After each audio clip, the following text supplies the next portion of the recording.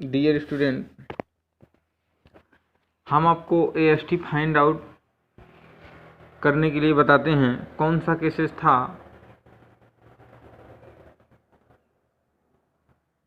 जब बीम के सारे डायमेंशन दिए हों, when are dimension is given of beam. तो सारे डायमेंशन दिए रहेंगे तो हम क्या निकालते हैं? केवल AST। AST देखिए किस तरह से निकाला जाता है। तो AST निकालने के लिए दो तरह से निकाला जाता है। देयर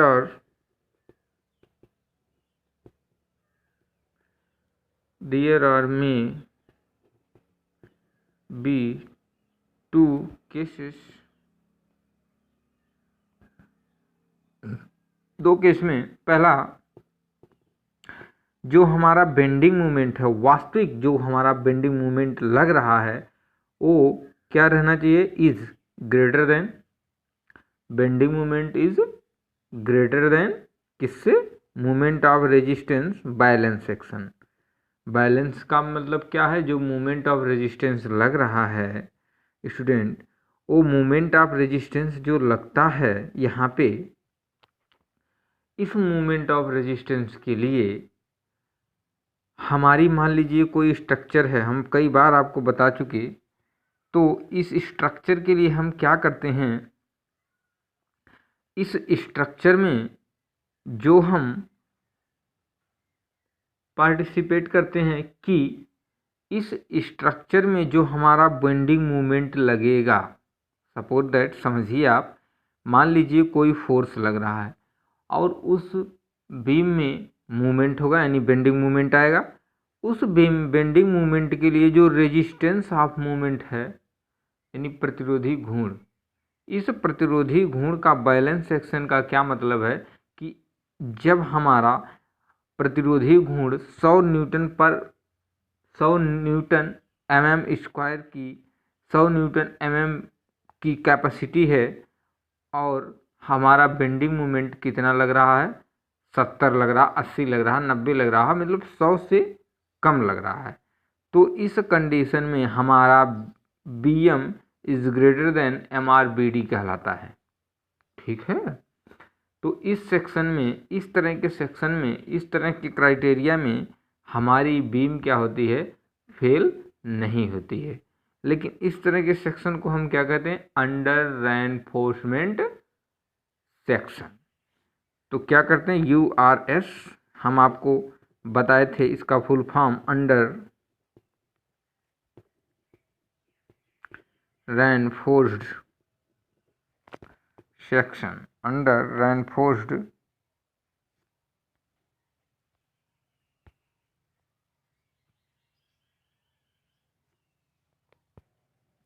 बताए थे, अंडर रेनफोर्समेंट सेक्शन। तो अंडर रेनफोर्समेंट सेक्शन आपको बताने के लिए डियर स्टूडेंट, हम अंडर रेनफोर्समेंट जो सेक्शन आपको बताएंगे। अब अंडर रेनफोर्समेंट सेक्शन का क्या मतलब है?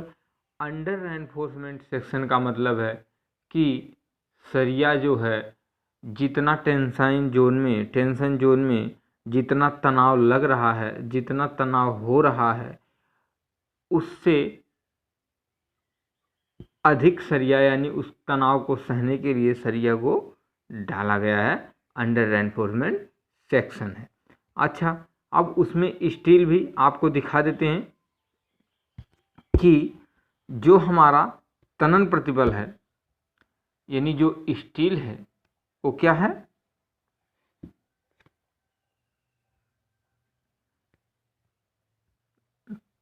देखिए, एक कंडीशन ये भी है कि यहाँ पे AST क्या है? रिक्वायर, यानी जितना हमें डालना है। बहुत ही अच्छे से बता रहा हूँ स्टूडेंट, जितना है AST रिक्वायर्ड है, AST required is greater then AST क्या है? बैलेंस, यानी जितना हमें बैलेंसिंग बनाने के लिए बीम में डालना है, तो यानी 100 mm² डालना है AST, तो इस AST से हम क्या करते हैं, इस AST को हम जितना रिक्वायर करते हैं यानी इससे कम है, यानी हमारी बीम को कितने की ज़रूरत है, 100 न्यूटन mm या 100 mm² स्टील की ज़रूरत है, लेकिन हम रिक्वायर कितना किए हैं, इससे कम किए। मूवमेंट, हमारा मूवमेंट ऑफ रेजिस्टेंस कितना है, 50 है, और बैलेंस हमारा कितना है, बैलेंस मतलब बैलेंस बनाता भाई, कोई चीज़ प्रॉब्लम नहीं होगी। तो MR हमारा कितना है, MRBD कितना है, MRBD हमारा जो है स्टूडेंट वो इससे ज़्यादा होगा तो ऑलरेडी हमारा संतुलित होगा। दूसरा खंड हमारा क्या है, संतुलन का नहीं होता है जब bending moment is greater then MRBD। जब हमारा बैलेंसिंग मोमेंट से ही ज़्यादा, मान लीजिए कोई बीम का स्ट्रक्चर है, उस पे लोड कितना लग रहा है स्टूडेंट, उस पे लोड कितना लग रहा है, उस पे लोड की वजह से मूवमेंट हमारा जो आ रहा है, उस मूवमेंट के अकॉर्डिंग जितना मूवमेंट आ रहा है उस मूवमेंट के अकॉर्डिंग आपको हम बता देते हैं कि जिस तरह से, डियर स्टूडेंट आप देख लीजिए कि इस सेक्शन में जो BM इज ग्रेटर देन है, कितना है, BM is greater then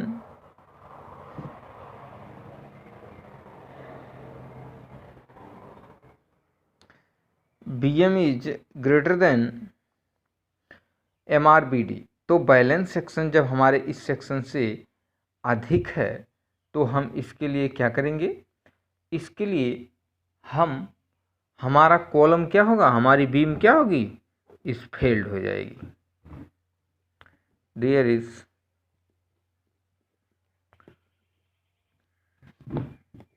not about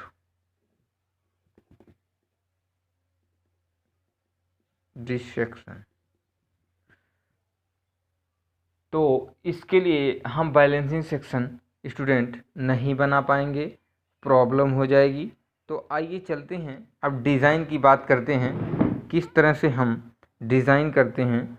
तो डिज़ाइन की बात कर लेते हैं थोड़ा सा। Design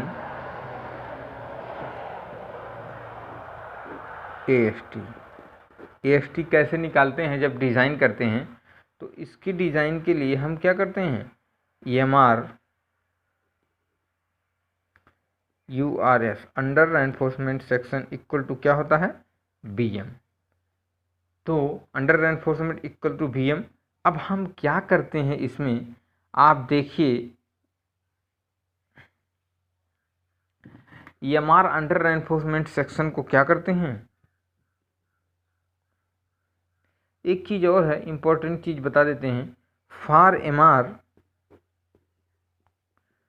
MR moving moment resistance के लिए हमारी एक वैल्यू होती है CA इज ग्रेटर देन, जब इस कंडीशन में रहेगा तो CA क्या हो जाएगा, CA is greater than sigma CBC, यही होगा, और TA equal to sigma ST। ये सिग्मा CBC क्या है, जब आप जानते हैं स्टूडेंट अंडर रेनफोर्समेंट सेक्शन होगा तो कंक्रीट उसमें ऑलरेडी ज़्यादा होगी, आप इस बात को जानते ही हैं। तो अंडर रेनफोर्समेंट सेक्शन में जब कंक्रीट अधिक होगी तो कंक्रीट का क्या होगा, जो कंक्रीट मान लीजिए M30 ग्रेड की कंक्रीट है, सिग्मा CB क्या है, स्ट्रेस है, किसका स्ट्रेस, कंक्रीट का। तो कंक्रीट में जो एक्चुअल स्ट्रेस है, जो एक्चुअल स्ट्रेस दिया गया है, वो जितनी इसकी लोडिंग क्षमता उससे क्या है, कम है। इसलिए अभी वो अपने पूरे लास्ट लिमिट तक कंक्रीट का एरिया यानी कंक्रीट का प्रतिबल नहीं पहुंचा है। TA क्या है, actual stress in steel. Actual stress in steel equal to sigma S T. क्यों है? क्योंकि ये अंडर रेनफोर्समेंट है और स्टील का स्ट्रेस जो है क्या हुआ, पहुंच गया है, यानी अपने चरम सीमा तक पहुंच गया है। ये चीज़ आपको समझ में आ गया? ठीक है, तो उसके बाद हम आपको ये चीज़ बताए हैं, आपको एक बार और हम बता देना चाहते हैं कि बीम के बारे में सुन लीजिए, सिंगली रेनफोर्समेंट बीम और डबली रेनफोर्समेंट बीम। ठीक, सिंगली रेनफोर्समेंट बीम क्या होता है? जो सिंगली रेनफोर्समेंट बीम होता है उसके तनन क्षेत्र में स्टील डाला जाता है। डबली रेनफोर्समेंट बीम क्या होता है? डबली रेनफोर्समेंट बीम वह बीम है जिसके कंप्रेसिव जोन और टेंसाइल जोन दोनों में स्टील को प्रोवाइड किया जाता है, स्टील को डाला जाता है। वो क्या हो गया हमारा? तनन जोन। अच्छा, वेरी गुड। अब ये हमारा तनन जोन हो गया। अब हम बात करते हैं आपकी कि जो हमारा ये तनन जोन है तो किस तरह से हम AST फाइंड आउट करेंगे। उसके बाद हम आपको बता देना चाहते हैं कि 3 सेक्शन होता है, एक अंडर रेनफोर्समेंट सेक्शन होता है, एक ओवर रेनफोर्समेंट सेक्शन होता है और एक क्या होता है, बैलेंस सेक्शन होता है। तो हम पहले अंडर रेनफोर्समेंट सेक्शन की बात करते हैं। दिया गया वह सेक्शन या प्रदर्शित किया गया वह सेक्शन या बीम कॉलम जिसमें स्टील में उपस्थित अनुमन्य प्रतिबल यानी अनुज्ञेय प्रतिबल, यानी जो उसका प्रतिबल है वो कंक्रीट के अनुज्ञेय प्रतिबल से क्या होता है, पहले पहुंच जाता है। या आप सीधे कह दीजिए कि स्टील के में अनुज्ञेय प्रतिबल उसके बराबर पहुंच जाता है या उससे अधिक हो जाता है, अधिक हो जाएगा तो कंक्रीट क्या है, जो हमारी RCC रेनफोर्समेंट सीमेंट कंक्रीट है वो स्टील के नाते क्या हो जाएगी, टेंसाइल जोन में फेल हो जाएगी। उसके बाद दूसरा सेक्शन आता है, हमारा दूसरा सेक्शन क्या आता है, over reinforcement section. Over reinforcement section वह सेक्शन होता है जिसमें कंक्रीट का अनुज्ञेय प्रतिबल अपनी चरम सीमा तक पहुंच जाता है, या ये कहिए कि कंक्रीट का अनुज्ञेय प्रतिबल स्टील के अनुज्ञेय प्रतिबल से पहले पहुंच जाता है। तो ये भी जो है हमारा क्या हो जाएगा, ओवर रेनफोर्समेंट सेक्शन हो जाएगा।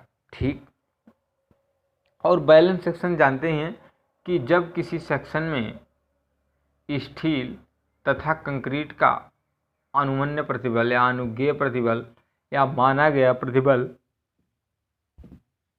दोनों साथ साथ पहुंचते हैं तो वो क्या होता है,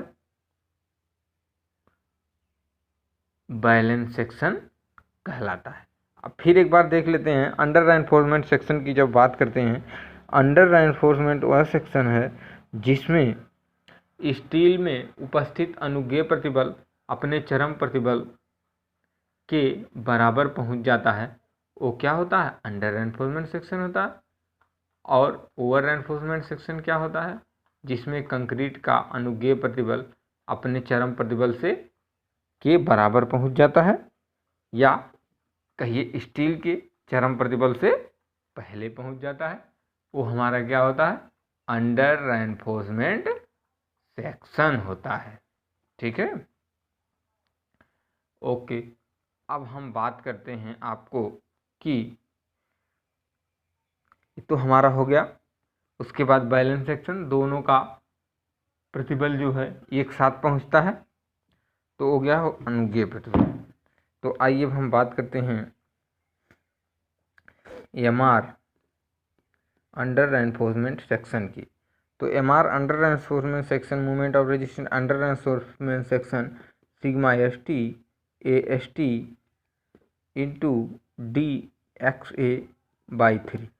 स्टूडेंट इसका भी हमें वैल्यू निकल जाएगा, इसकी वैल्यू तो हमें किस ग्रेड का स्टील दिया उससे निकल जाएगी। AST हमें फाइंड आउट करना है और एक्स ए की वैल्यू जब निकलेगी जब हम इक्वेट मोमेंट ऑफ एरिया करेंगे, उससे निकलेगा। तो एक समीकरण ए बनेगा पहला, और दूसरा एक्स ए की वैल्यू कहाँ से आएगी, इक्वेट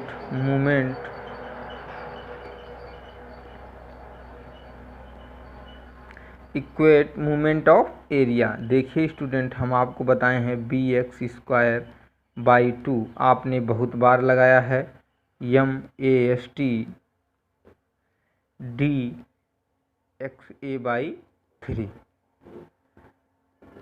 अब देखिए स्टूडेंट, इसमें कुछ भी दिक्कत नहीं है, आपको b भी दिया रहेगा, m भी दिया रहेगा आपको।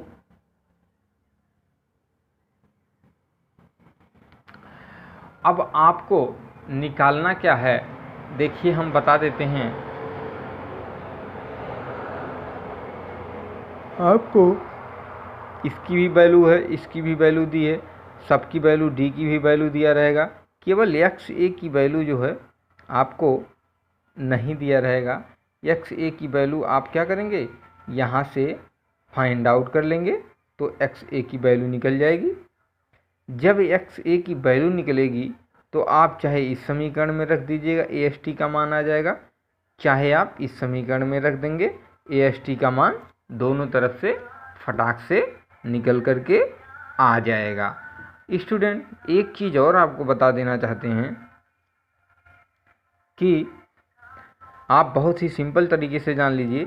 इसमें हम एक चीज़ और बताना चाहते हैं कि देखिए बी की वैल्यू तो दिया रहेगा, एम की भी वैल्यू आ जाएगी, डी की भी वैल्यू दिया रहेगा, लेकिन एक्स ए की जो वैल्यू है, इन सबको सॉल्व करने के बाद एक समीकरण बनेगा तो एक्स ए की वैल्यू आ जाएगी। जब एक्स ए की वैल्यू आ जाएगी तो आप किसी समीकरण में आप यहाँ प्रोवाइड कर देंगे, तो समीकरण में जब यहाँ प्रोवाइड कर देंगे तो एक्स ए की वैल्यू आ जाएगी।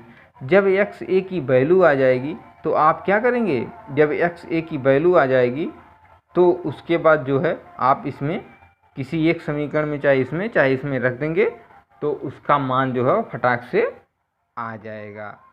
समझ गए। और एक चीज़ ये भी होता है कि BM आप पढ़े हैं इक्वल टू,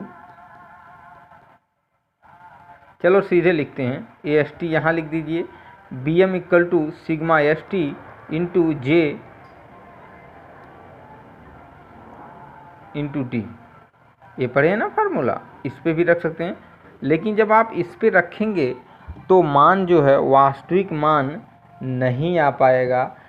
आपका रिक्वायरमेंट, क्योंकि आपको डिज़ाइन करना है, अगर ये ऑप्शनली क्वेश्चन रहेगा तो AST का मान इसमें से रख देंगे तो AST का मान ऑप्शनली में निकटतम जो है आ जाएगा।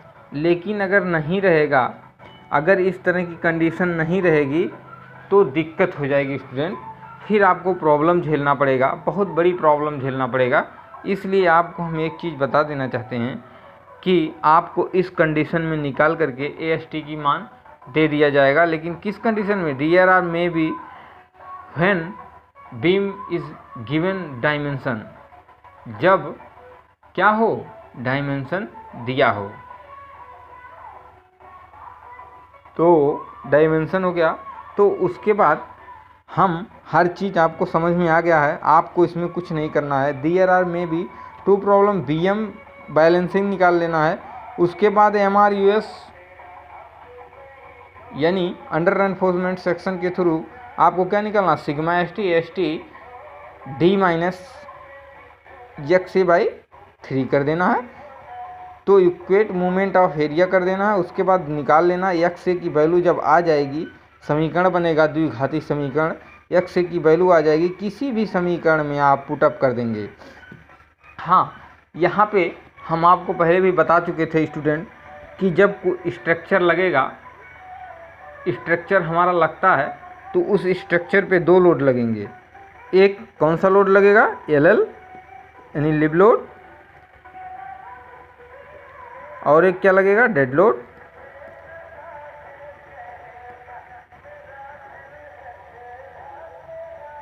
एक डेड लोड होगा लगेगा। तो टोटल लोड निकालने के लिए हम क्या करेंगे डियर स्टूडेंट,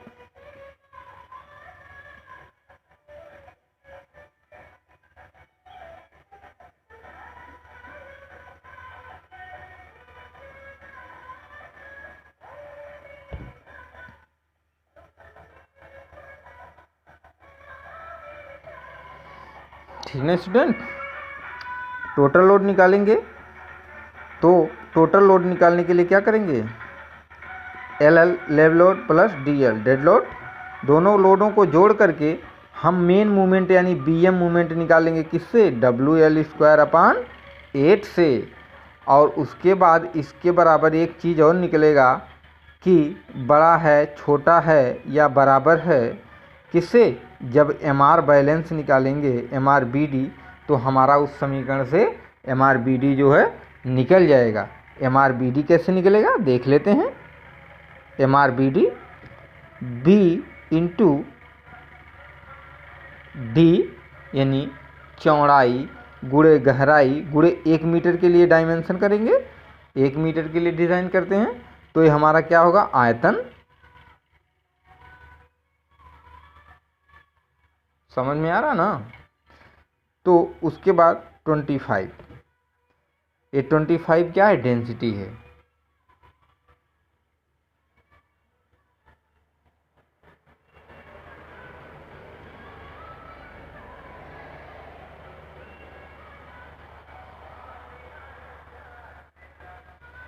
ठीक ना। तो इससे इसका वैल्यू आ जाएगी तो आपको निकल के जब इसकी वैल्यू आ जाएगी तो किलो न्यूटन में आ जाएगा। ठीक ना। तो इसके बाद जो है आपको किसी भी प्रकार की दिक्कत नहीं होगी, एम आर बी डी आ जाएगा। और उसके बाद जो है सब कंडीशन में आपको पता चल जाएगा इस तरह से किस हिसाब से कंडीशन बनती है। ठीक ना। 1 मीटर के लिए मूवमेंट भाई करते हैं ना, लंबाई चौड़ाई गुणे मोटाई गुणे घनत्व।